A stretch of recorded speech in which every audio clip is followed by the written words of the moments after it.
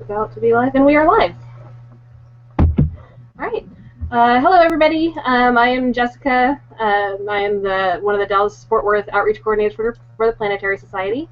With me, we have our normal co-host. We have Marky, also outreach coordinator for the Planetary Society, and then we have Mark, one of our members of Book Club, here joining us for our discussion tonight.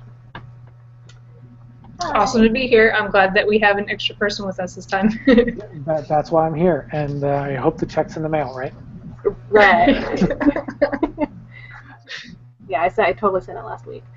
All right, so just to kind of give anybody more time to jump on if anybody else wants to come and watch, or you can still tweet us or email me throughout. I'll be checking if you want to join in. But in the meantime, real quick with the Planetary Society, biggest update we have for that right now is that we just changed the way the membership stuff works. You can actually do membership for as little as like $4 a month. There's a whole lot of different flexible plans, so no matter how much or how little you have to give or how, what kind of stuff you want to get out of it, there's different plans for that. You can check that out on the Planetary Society website, planetary.org, which is in the description below. And it's right on the front page there. And there's all sorts of other stuff going on as well, so you can check that out. As far as local things, we don't have anything immediately going on, but we're always looking for new outreach opportunities, whether that be like, school stuff, science-based things, community events, whatever form it might take. You can always get a hold of us through, again, Facebook, Twitter, Goodreads, email, any of that stuff. But yeah, so this month's book is Ancillary Justice from Ann Leckie. We're going to be talking spoilers, so if you haven't finished reading the book or if you haven't read the book and don't want to get into that, you've been warned. And you can always take place in our discussions on the forums as well. So let's start with what did everybody think about the book? Let's start with you, Marky. Well, I liked it, but it definitely took a long time for me to get into it. Like we were discussing on the Goodreads forum that I couldn't really get into the book until about the 60% mark in the book. I was confused. I couldn't keep up with what's going on, and a lot of it I think was the author's choice for the pronoun thing, which I'm sure we're going to be discussing a lot. Yeah. So, but I liked the science and everything behind it, and eventually the characters grew on me, but man, it took me a minute to really get into it. What about you, Mark? I had a very similar reaction. I was a bit more sensitive to the gender pronoun thing than I'm sure most people would be. And I seriously, if it wasn't for the book club, I probably would have put it down in the first chapter because it was just like, oh no. For those viewing that might not know, the main character in the book apparently comes from a culture where there are no gender pronouns. There's no concept of any sort of a distinction between genders, which is absurd. But either way, the main character refers to everybody as she the entire time. And so when I started reading that, I was like, ugh. But I powered through it, and it did, like Marky said, it took a while. It took a while to kind of get a feel that there was an actual progression and a story that I cared about even a little. And the main character, for good reasons and bad, was very hard to relate to. She was very robotic for obvious reasons. She's an AI, and so it made for slow going. But it did get a lot better than it started. Yeah. So I definitely like that. Yeah, I'm kind of in the same place. I really wanted to love it. I never did kind of grow to love it, but I did grow to like it a lot more than I did when I started. Characters are number one when it comes to if I'm going to enjoy a book or not, and because of through the voice of the story being told through somebody that is not a human, is a more or less android of some sort, an AI. that keeps the humanity from being there, which kind of keeps it. It took a really long time to really start to like the characters, and I think really by the end of it, the only character I really liked was Savardin, which is weird because I didn't like him at all. Yeah, he was super hateable, or yeah. she, whatever. We'll talk about that actually, because I've got a note specifically on that character. But yeah, actually, let's do that now. Let's talk about the gender thing. So it's been a pretty dividing thing. If you like, not just with us talking on the forums, but also like online, generally people talking about the book. Like everybody, that's the number one thing people talk about when they're bringing this book up. You guys both did audio, both of you did, and yes. I did not. And it was really, like, I thought, like, I know that she said that Savardin was male at the beginning, like, towards the beginning she said that. But it was, like, really briefly mentioned at the beginning, and I was still getting used to it. So through, like, 90% of the book, I picture Savardin as female, like, this whole time. Like, and with, like, and I think the whole point was that we aren't supposed to care about the gender shouldn't matter. But that's really hard for me to let go of. I cast people, like, even if it's not like famous people, I like have this vision of what every character looks like in any book I read, and that made it really hard to do. Yep. Yeah, I don't think I would have made it through the book. Ooh, that was weird. Yeah. I wonder if that was me. I didn't get that. Yeah, bizarre. We heard a scream, and it was awful. Like a weird, high-pitched screaming. Yeah. Sorry. It might have been me. I was moving my computer at the time. How dare you? It was. Yeah. I don't know, maybe it's the AI revolting because we're upset about the book. Like, how dare you, my brethren. So was it still fairly hard to follow? If it, like, being in audio, was it still as hard? I mean, maybe you guys just had different struggles with it than I did, just because it was a chore trying to remember what I was picturing. It was mostly, I ended up like in a costume zone, like I'm picturing what people are wearing. I can't do faces now. Yeah, well, I since the author gave everybody voices, because she was like the chick who, or not the author rather, but the lady who read the audio version, she did a good job about assigning everybody a unique voice without being over the top or ridiculous, and she did a good job. So her male characters had more masculine sounding voices, so I could keep up with it a lot better. But I can't, like, I ended up with both the audio and the print version, and I would listen to it on my way to work, and then when I got to work during downtimes, I would try to read it, and I couldn't keep up with what was going on because of the pronoun thing. I don't think I would have been able to finish it if I wasn't listening to it, because I just would have been so lost. Yeah, I similarly found it a little bit easier than I'm sure I would have because of the different voices and just the general flow of conversation when it's which she is the is she talking about, you know, was always easier. And so there were regularly characters that I couldn't remember if they had actually been declared a gender, or and just the greater philosophical and current political notion of gender is not mattering just really irks me. But it was easier to follow the normal flow of a distinction between characters, I'm sure, in the audio than it would have been otherwise. And yeah, that I'm sure if I was just reading text, it would have been a lot worse. Yeah, my mom, who is also in the book club, she mentioned in the forums, she tried really hard. She was also just doing print, and she couldn't finish it. I think she got like maybe a third of the way into it and just said, no, sorry, good luck. And that's right when it starts to gain ground too. So she did all the hard parts. Yeah. If she'd have stuck with it, she would have gotten at least something out of it. Yeah, she'll be back next month. Yeah.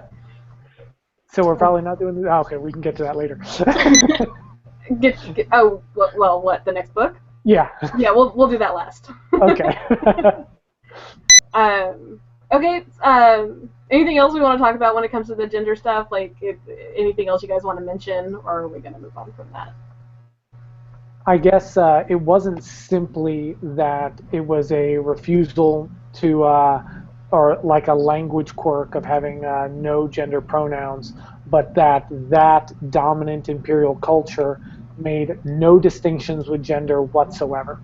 And so that's what made it to me seem like it was far more of some kind of political statement than just uh, I'm trying to present an odd otherness into a sci-fi universe, which I think is probably the author's actual intent. But in the context of modern day, it's hard not to hear a political message with that. So it it did make it harder to consume the story impartially. So, but yeah. Well, we always read things with our own backgrounds, right? That's not unusual. Um, yeah. Uh, so obligatory science part, because we are with the Planetary Society, so we are going to talk a bit about the science in the book. Marky, you did some research into AI stuff. Man, I tried. It was because like, where do you even start with that? Because I was like, well, I'll look into AI stuff because it's neat and fascinating anyway. But I made the mistake of going for just general articles, which you typically just find fluff and garbage when it's just like, just regular articles out about AI. But then I made the mistake of trying to go on like PLOS One or do some actual scholarly reading, and I don't know what I read. It was so above my head, I couldn't keep up with it. My husband's actually listening to an audiobook about the future of AI and stuff like that, but he's only like 2% into it, so I couldn't pick his brain.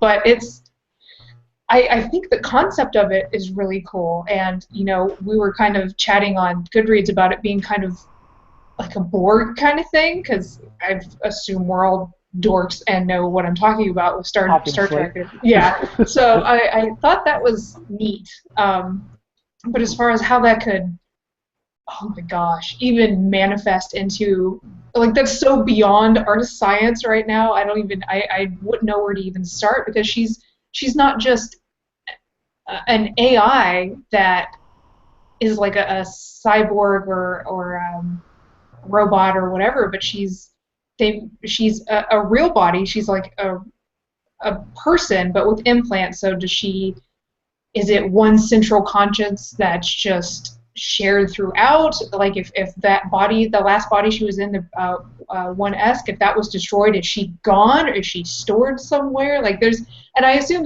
that's probably answered more in the later books, but that was driving me crazy, because I was like, I did have more questions about that were not fully fleshed out in the book.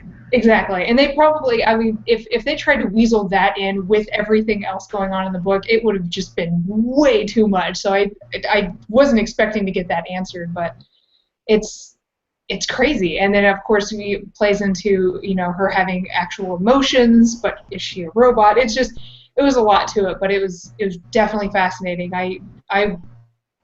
If I thought I could get through the other books, I probably would read them just so I could understand the science of that a little bit better. So yeah, I just threw out a lot of things. Sorry. Go ahead, Mark. So I occasionally listen to a podcast called Writing Excuses that features my favorite author, Brandon Sanderson, and they had a whole episode. It's him and like 4 other writers, and they actually had an entire podcast on the whole concept of AI, and it was fun because they mentioned this one thing that just like, wow, that is absolutely true. And they point out that historically, as long as we've had the concept of artificial intelligence, that it's been a shifting goalpost on what the common vernacular is for artificial intelligence. And and what they said, and I found incredibly prescient, was what any one time calls artificial intelligence is the line when computers can do something they can't do right now. Because if you were to look back, into the mid 1970s or even 80s, they would consider Siri AI. And the fact that it's able to converse with us and understand what we say and act accordingly when our goalpost is shifted. We're like, no, no, no, that's not really AI, because we know what that is. It's just a whole lot of tedious programming. And so, but it's not actually cognating and creating within itself. And so that's kind of how we define it now. And probably 20 years from now, the goalpost is going to shift again. And it's always going to be when computers can do something they can't do now. And so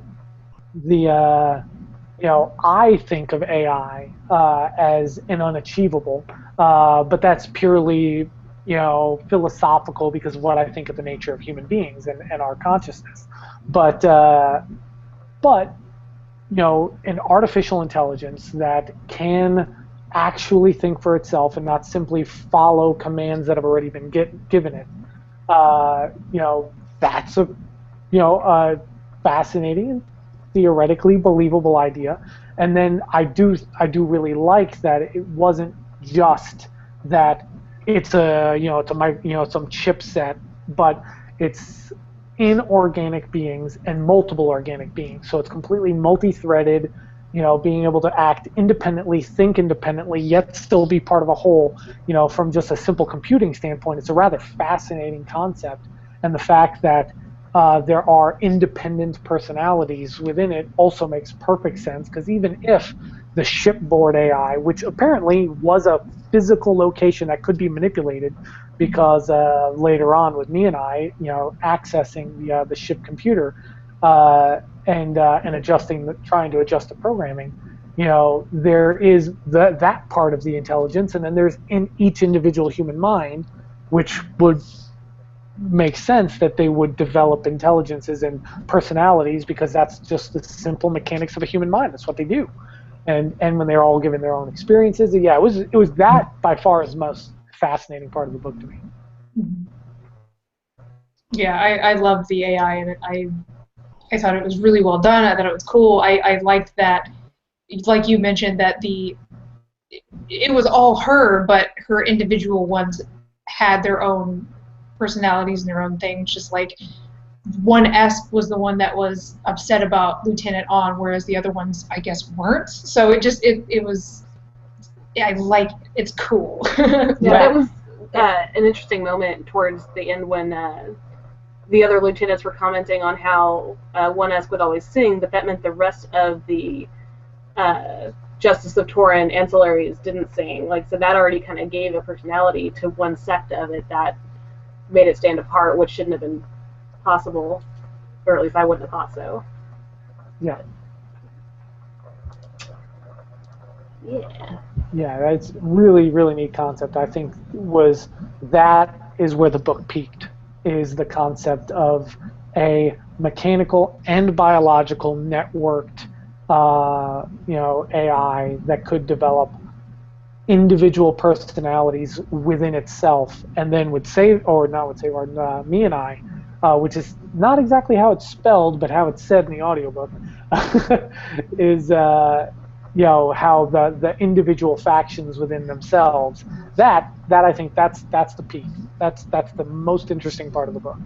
So, quick question: is me and I an AI, or what's going on with him? That's I don't understand. I think that's something that we'd get to find out if we decided we wanted to spend the time on the next books. But I was pretty baffled by that part myself, because if it's a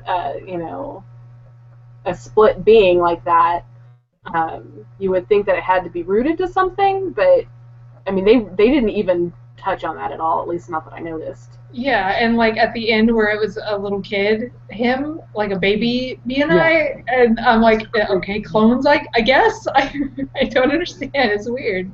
So, actually that whole notion, there were just real minor clues. They mentioned that me and I there was a statement about what me and I had made herself to be.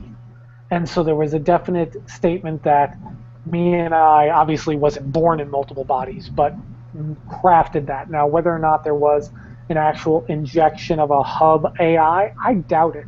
I think they were simply leveraging the technology which they had and they used on Justice of Turin of, wiping the mind of a human body and then taking it over. And so theoretically, I guess, you have one ruler of the galaxy, which then grabs a body, wipes it clean, and then takes that over as well. And now he has two bodies.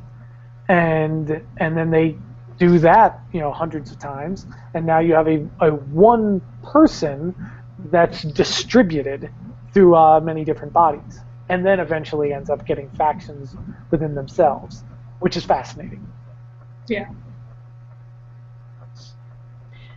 I feel the need to mention it, even though it's probably inappropriate. There's an episode of Rick and Morty that follows that I just watched yesterday, and I was like, wow, that's appropriate. I'm not going to give the name of the episode because it's inappropriate, but it's I recommend it. It's in season 2. You should be able to tell the word assimilate is in it. So, anyways, other science things I wanted to bring up. Just something that I found was interesting. It was something I highlighted. That's something you audio people can't do is highlight. That's true. So it was when they were leaving that village in Nilt, where they were going over, and if I mispronounce things, that was another thing I can't do because of audio, because I don't know that I'm pronouncing things right. I don't know how they're spelled most of the time, so yeah. Yeah, Marky didn't either. It was really fun reading her notes, the phonetic ways of saying everybody's names, like, oh, that's how that was pronounced. That's good to know. I was way off. But Nilt, okay, Nilt? Was it Nilt? I'm assuming it was Nilt. I think so. Okay, Yeah, so when they were about right. to go over the bridges, and Wenesk or Breck or whatever you want to call her, was kind of talking about how, they don't really know where the bridges come from, but some people like to think that it was like from the humans, the original humans before they left and colonized.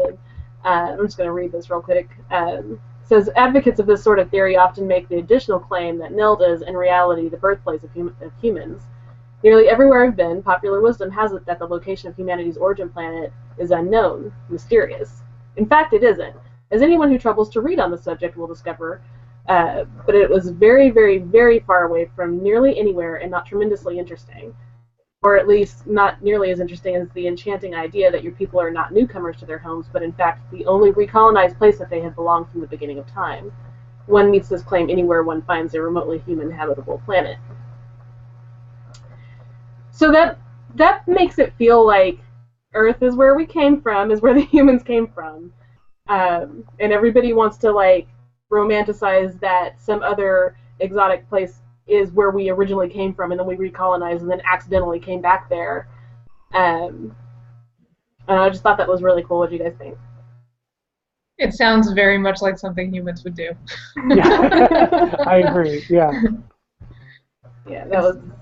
Well, because I mean, think about throughout history, Manifest Destiny and stuff like that. Everywhere we end up, it's where we were supposed to be. From any culture is going to be that way.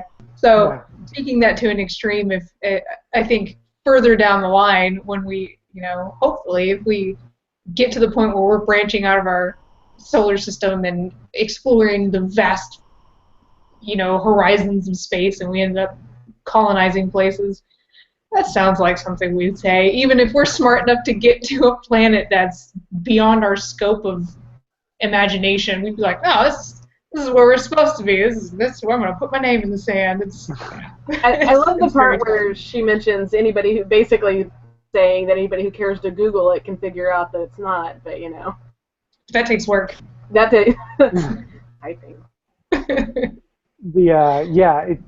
It's certainly not a new concept in science fiction. The idea that the home of humanity is somehow lost, Battlestar Galactica and all that, and the idea of coming home. Yeah, it's totally a human thing. And yeah, if we ever completely colonize the stars and most people forget where we come from, yeah, I guarantee you that's going to happen. Everybody's going to think this is the place. Mm-hmm. But assuming, and this is what I would think, in this world, that's probably not Earth. It didn't sound like Earth. And from what Breck was saying, anybody that really does the research knows that this isn't the place. Then that points out that there there's completely lost and fascinating civilizations out there that are gone extinct, and we find their worlds and colonize it, which is just kind of cool as well. I want to be a space archaeologist so bad. Make that thing a real thing I could be, please. Maybe not in our lifetime, but you know. Well, maybe if she gets frozen. I was about to say, I will be signed. I will totally sign up for being frozen until that day comes. You just ship me out. It's fine. And ship you off to some planet. Exactly. Is there anything else sciencey you guys wanted to talk about before I move on to the next thing? Let me read over my notes real quick. I don't think so. I mean, just the AI was my favorite part, and yeah, just the space manifest destiny that you were talking about is pretty awesome. But I mean, they didn't really talk too much about or if they did, maybe I missed it. But how how the ships work, or what kind of fuel they ran on, like any of that. If they talked about it, I missed it completely. No, they had their space travel thing, and they mentioned the gates that got them from one system to the next, but they didn't go into any kind of detail. It was just when they mentioned towards the end when they destroyed 2 of the gates, and how that was going to cause the problem for future travel and things. Also hinting to what the next book was, what I'm assuming is going to be about, is one that's going to Ann's sister, 2 gates away, as they mentioned. But that's really the only thing. They talked about the different types of ships, the shuttle versus the ship that she was traveling in, and that's why the shuttle was there to save her when she blew up the ship. And so they went into a little bit of detail, but not much. Yeah. Yeah, not very hard sci-fi. It's definitely soft sci-fi, but it's still sci-fi. But not very soft. It wasn't like totally flaky. Like everybody's got laser shields and swords and wingses and stuff. It wasn't like that. Fair. Oh well, I guess they do have the armor that they bring out of their skin, and the various implants that even humans got. Mm-hmm. That was really interesting because that was like a standard thing. Like everybody has shields and everybody has like these different monitors and stuff. It seemed like par for the course for everything there. That's an interesting thing. I wonder if they're going to go more into how that works in the future books. I think like a lot of very good sci-fi, the focus of the technology, or at least what I found most interesting about it, wasn't necessarily the technology, but how it changed culture and human interaction. And so there was lots of implants that were possible, but humans tended not to get a lot because it was viewed as making you less human. Then there was the fact that it was apparently common that with all of the bioscanning implants you could get, that you could communicate with one another or an AI with the simple slightest body twitches that would be imperceptible to another human, but if someone that was biologically scanning you, they could see that, and you could be communicating back with somebody, and all sorts of interesting. And then the whole concept of living on a base, or a station, which was considered the natural habitat of humans in the book. There's no privacy at all because the station AI is always watching. And so there was fun, fascinating ways you got, if there's this technology, then therefore it's going to change these other things. So it was interesting. And they talked about the gun. I mean, that was her whole mission, was snagging that gun. And I was listening on audio, so I didn't highlight it, but they talked about how the gun worked because it was some crazy like alien technology. But I don't remember what they said now. Do you guys remember it all? Like why the bullet specifically was the only thing that could pierce that armor, because it like deactivated the armor or something, or something crazy like that. It didn't register the armor or something like that. Like the material that it was. Oh God, I'm awful at this. I should have Well, now that I'm thinking about it, I was like, yeah, that's why didn't I put that in my notes? Because the gun was like the whole reason she was out, and most of these places are trying to get to that gun so she can kill me and I, me and I is like, you know why that gun is like special, right? Or was it? I don't remember who explained to her how it worked, but I remember it was towards the end of the book, so I think it was me and I. Yeah, it was. Man, I don't remember what he said, but it was really cool. It was. I don't remember. Dang. So in the early part of the book, you know, it was just the gun was the technology that could defeat the shields when nothing else had been able to do that, be able to take down ships and pierce through the shields. And so I had assumed they would end up going through the whole story just using it as hand wavy techno magic of don't really care how it works, it just does and it defeats the shields. Because they never really went into how the shields work. And so, you know, it was, you know, par. So, but at the end, I believe it was me and I describing how the bullets actually work. And so it was the technology was in the bullets, not as much the gun. The gun allowed itself to be cloaked, which of course, you know, that had a huge advantage because Breck was able to then take the gun onto vessels with an AI and would get scanned and they would never see the gun. So huge advantage there. But they had implied through the bridge portion when she jumped off the bridge that there was a way with enough kinetic force to overwhelm the shields because it would transfer kinetic energy into heat. And so what they said the bullets did is they used a technology which at least you know, Breck and me and I didn't yet understand, but it tapped into a near like infinite well of kinetic energy and hit as hard as it needed to overwhelm the shields. And they didn't understand how it got all that energy, where it came from, but somehow it was just pulling it possibly, I think they might have said possibly from another dimension or whatever, but the bullets would end up hitting with as much force as necessary to overwhelm the shields and be able to burst through.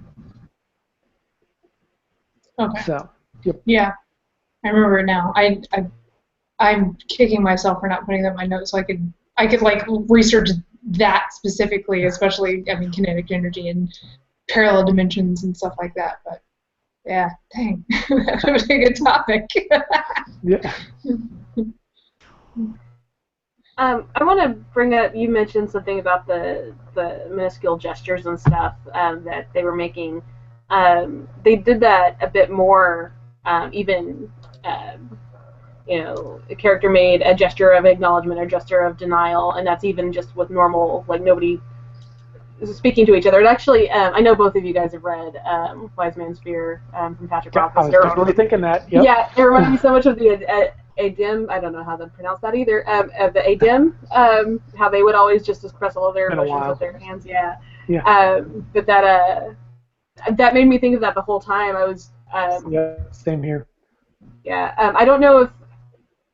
Like, the reason they Adim did it is because they didn't acknowledge their emotions on their face, and that's definitely not something that this society did that with. What kinds of things do you think would make that a thing in this world? Well, I know with this society, at least with the Roch, everything was so much based on face value, and you know the upper class. It seemed like you could step out of line very easily. So it was probably meant as a way to hint or imply things without having to outright say it, because then it would be rude.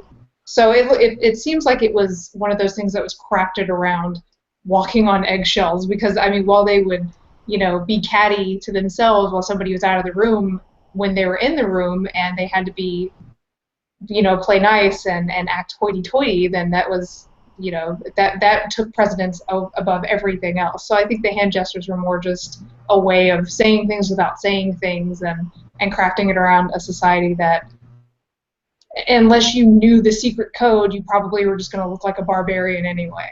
So that was my spelling. Anyway. I think that is a very astute observation, and probably correct. I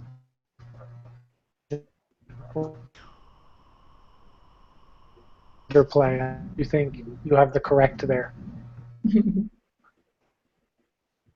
Okay. Okay, well, and so what about the other things in the culture? Tea and music, the class system. There was a whole lot of stuff about the culture kind of, woven throughout. Thoughts on that stuff? The song part was definitely interesting because that seemed to be a really big deal. And had I paid more attention to the actual lyrics of the song, I probably could have pulled more out of it from what they were probably implying, but I didn't, so I don't know. But but yeah, there was a big emphasis on songs. Of course, tea was everywhere. I will say, side note, just because I'm me and I'm a dork, every time they were talking about a bowl of tea, I know that they meant like a glass, but I was thinking a bowl of tea, and I kept thinking, like, man, that's a lot of tea. Like, every time they talked about it, I would imagine these people with cereal bowls drinking tea, and it just would pull me, it would pull me out of it every time, and I'm like, I'm such a child. I couldn't get over it. It was so funny. Anyway, but yeah, side note, I know that tea and culture is, I've got a best friend who is like a tea specialist at Whole Foods, and she's talked to me about various tea ceremonies in different cultures. So that's such a staple, especially in human society. Tea is traced to so many important things. So I guess it's one of those things that just carried over from a millennia of being out in space. Tea and just various different religions just made its way on board and kept one of those things, a relic of a lost time. It stuck with us. So tea, singing, and religion, I guess, will always be a part of human society, according to this, anyway. Yeah.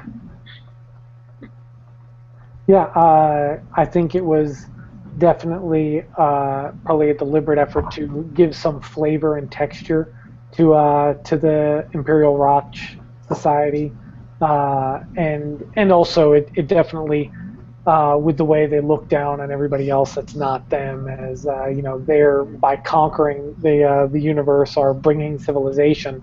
It was probably a bit of a deliberate effort to sound like European imperialism kind of thing, and so British tea parties and that sort of stuff is probably there might have been a deliberate played a parallel there, and I don't think it actually came about or seemed forced. It was one of the things where there was the otherness to the society, which I thought went smoothly and very believably. That, like the hand gestures for all sorts of various forms of communication, struck me as something that was not forced and really came out flowing very believably. And I think painting some texture to the society pretty well. Yeah, I agree. It felt organic. It felt like it was supposed to be there. Nothing that was a part of the society felt like it was out of place. And this is coming from people who are half cyborg with armor under their skin. Like everything fit very, very well. So the world building and the culture in these books are really good because she doesn't hold your hand through them. Brett just talks about it like, of course you already know about this kind of stuff, so you just kind of learn as you go. And I think that's one of the reasons why I ended up still rating the book highly, even though, through more than half of it seemed, I forgot how you put it, Mark, but you said like a staggering mess or something. And I was like, that's exactly how I felt through more than half of this book. And then everything just started kind of clicking into place. And the world and languages and everything just was really well done. That part of the book I really liked. What about you, Jess? I liked what you said, Mark, about the English imperialism kind of stuff, because I read a lot of Victorian novels and Regency and that kind of stuff, like that general time period, and so there's a lot of class-based stuff there, and it didn't really seem out of place to me because I've recently been reading a lot of Victorian stuff, and that it didn't seem, the classism stuff didn't really seem unusual to me because I've been reading that's all I've been reading lately. But it absolutely mirrors that. I didn't even think about that, make that connection with the tea and everything. I didn't even think about it, but it's pretty obvious now that you mention it. Yeah, and our modern culture being more egalitarian is is the exception in human history. It's all societies through all time have been very classist and with very finite distinctions between class structures and social norms, coming into play with that. And so it's again, very believable that even though societies technologically advanced, I think it is very simplistic to view that, well, they're going to be obviously just like us and in an extension of our ideals into the future just because, they're more advanced. And not necessarily so. So, yeah, it's the fact that, human beings could populate the stars and in 10,000 years become very reminiscent of what we would consider primitive aspects of society and class structure, is very believable. There's no reason it wouldn't do that. I agree. Okay, so there's this other part, just a quick paragraph I'm going to read that I thought kind of illustrated a lot of what, so much of the book was centered around like these really important moments, like this important moment when Savardin's ship blew up, and the Garrison, or the place where all the bad stuff happened, like that pivotal moment where the gun happened and then they destroyed all the stuff, and then finding Savardin, like all of these really pivotal moments. Let's see. Thoughts are ephemeral. They evaporate in the moment they occur unless they are given action and material form. Wishes and intentions are the same, meaningless unless they impel you to one choice or another, some deed or course of action, however insignificant. Thoughts that lead to action can be dangerous. Thoughts that do not mean less than nothing. So there's a lot of moments of decision and indecision that happen. On decides to murder all the people in the church or in the temple or whatever. On the decision knowing that if she didn't, somebody else was going to do it anyways and she'd also die. But then as soon as it came to her spying on Skyot. Thank you. Skyot, she was like, no, screw that, I'm done. And so she knows that it's going to be her death, and she does it anyway. So that was a decision to do it and then a decision not to, even though. So what are your thoughts on that in the book?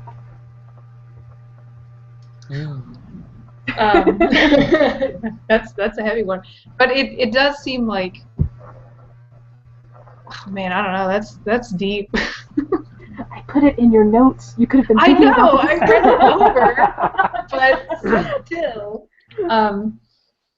I think it's interesting that I guess she was just illustrating that everybody has a breaking point, and so she justified it until it came to something that was, I guess, more personal, because they hinted at her really, really having feelings for Skyot, and she, didn't want to say that she loved him because, she knew that she was lower class and everything like that, and it probably wasn't going to matter, and, all that good stuff. But it does seem crazy that she gave the order to go ahead and kill like 83 people in the temple, but as soon as they were like, well, you got to spy on Skyot, she's like, I'm done.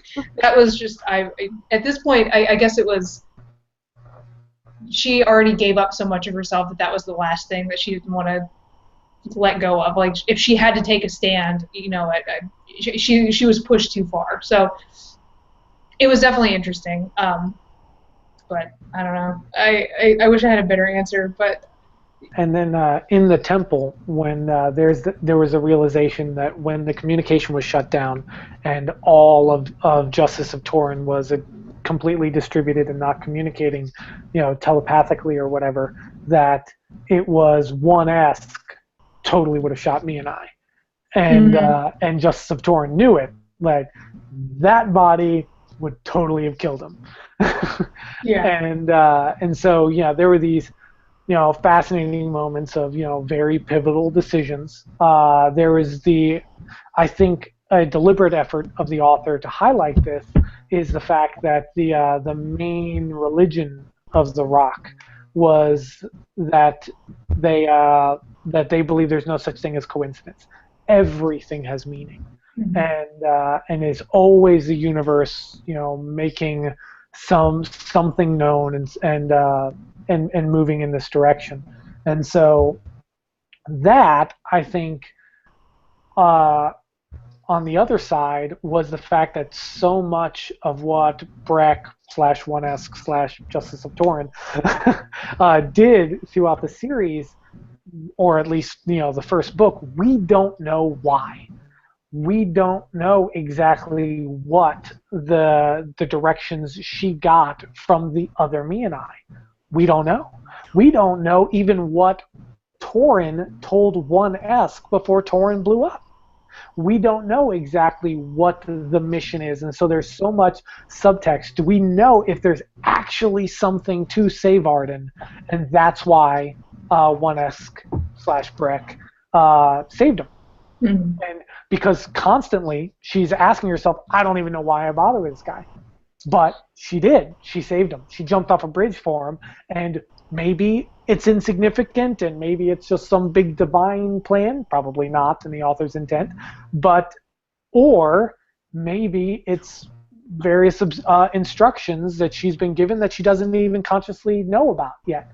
And see, that's interesting, because I didn't even think about that. Like, because she does bring up the fact that she's got this tag along all the time, and like you mentioned earlier, he's hateable, like through most of the book. He's awful, and like causes all this strife. And she keeps being like, "Why am I like carrying this drug addict baby around all the time?" but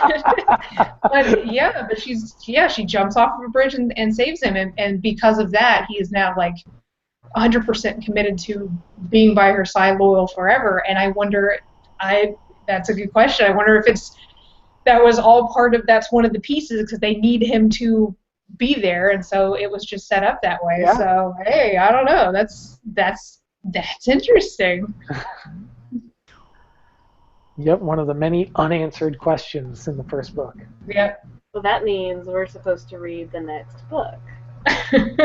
Yeah, I maybe one day, because I think I need a break from this world for a little while. Although the other ones are probably not as confusing, because this being a first book origin story, she had to do a lot to get us in the world, understanding the culture, understanding the tiny hints of things. Like it makes sense now that I'm done with it, and we're having this, and we get to brainstorm about things. But yeah, it was rough, but it's maybe down the road I'll pick up the second book after I let my brain cool off, because it took all of my brain power to fit everything together. But I guess that's one of the reasons why people really, really like the book. So that's all I have on my notes. Is there anything else either of you guys want to talk about this book before we move on to the next book? What did I put in here? Oh, I was Googling different book club discussion questions for this, and somebody said one of the questions somebody posed was, is Breck's body a reanimated corpse? No, they're stored. They're cryogenically frozen and kept, and then they're wired with the information. There was a brief mention of that at one point when they were getting they were replacing the one that got shot. Mm-hmm. They mentioned that a bit there, and I also very telling scene, actually, because not only does it show that the doctor or whatever on the ship doesn't like the ship and deliberately chose a body that he knew Justice of Torin wouldn't like and would have a voice that Justice of Torin wouldn't like, that also he wasn't properly prepared, the body they were using, and the body freaked out, started screaming and resisting before getting wiped. And so it seems that at least the normal course of taking over these bodies is you just freeze a perfectly functioning living person, thaw them out, wipe their brain, and then plug them into the system. I guess that was part of the what did they call them? The corpse soldiers. The what? Corpse soldiers is what other people thought of them as.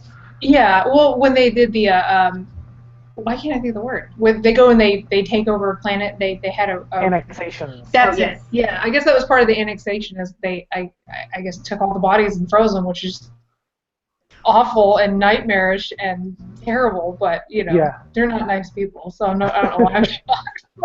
Just like that part where the body's like gasping for help and stuff. I was just like, oh my god, this is scary.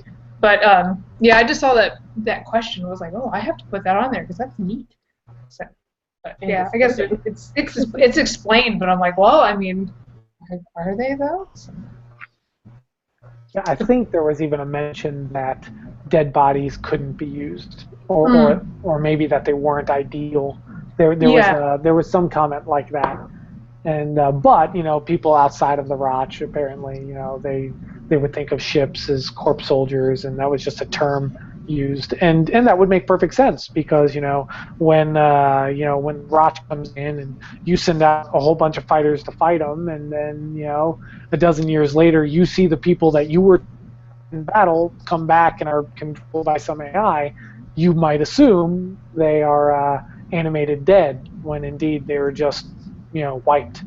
Or I guess as the doctor that had the gun implied, not wiped, just segregated off and turned off the personality, which I also thought was an interesting scene when one-esque Breck was saying, you're saying you could bring me back, but what you're really saying is kill one me to bring back another me that you're more comfortable with. And it's philosophical stuff like that I eat up with a fork and spoon. So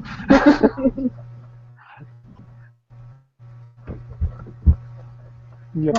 Yeah, I think that was the only one that I really added because we touched upon everything else that we put on there. Even having why did Save Arden suddenly become so endearing, but he never really did to me. He just became less bad.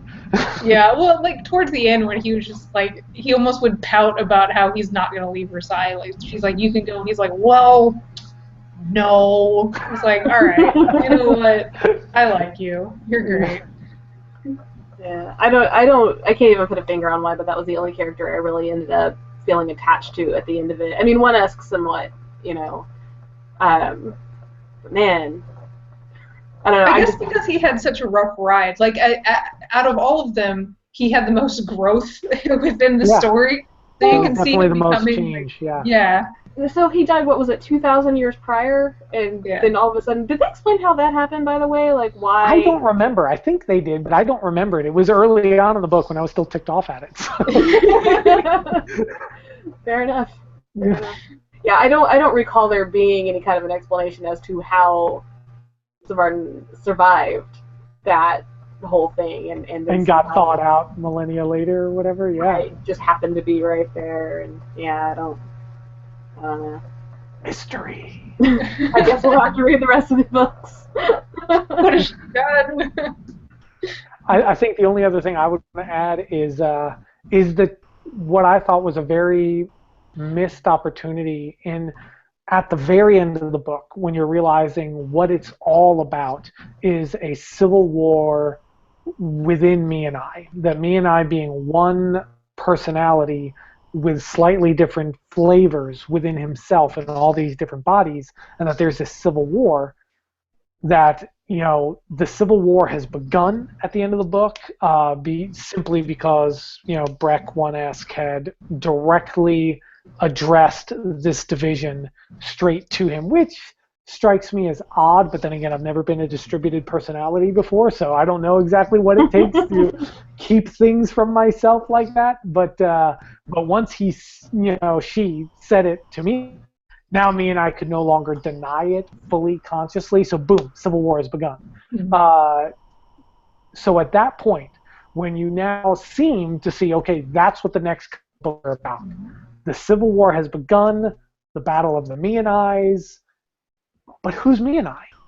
Yeah. And it was just like, okay, we got one me and I, which was a really bad dude, killed some people in a temple, and was kind of a douche.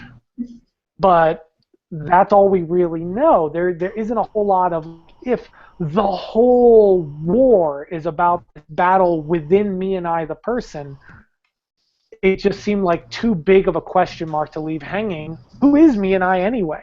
And so it was just kind of odd to me, the way it ended.